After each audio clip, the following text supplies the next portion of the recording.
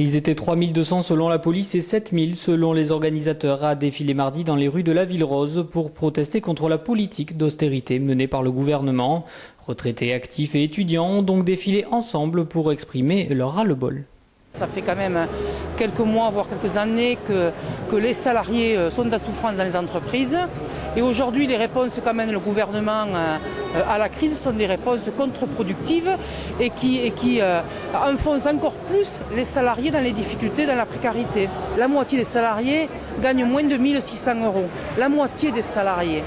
C'est aujourd'hui comment se loger, comment se nourrir, comment avoir des loisirs, comment avoir accès à la culture avec 1 600 € par foyer.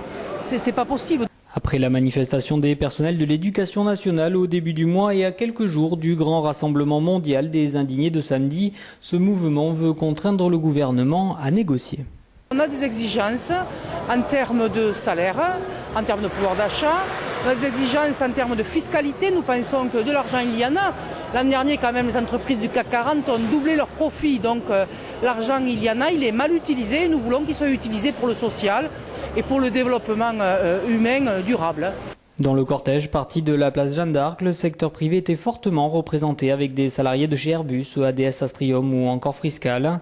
De leur côté, les retraités étaient également présents pour faire entendre leur voix et protester contre la baisse de leur niveau de vie.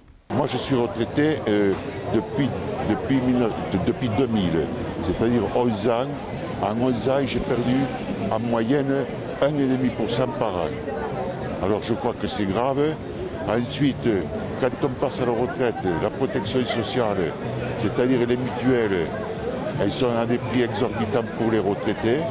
Je donne un exemple, pour ma part, d'un couple, c'est 5,96 € par mois.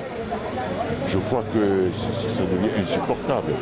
Après le succès des primaires citoyennes, la grogne dans l'éducation nationale, la grève contre les politiques d'austérité mises en place et les prochains rendez-vous sociaux programmés, cette fin d'année s'annonce difficile pour le gouvernement.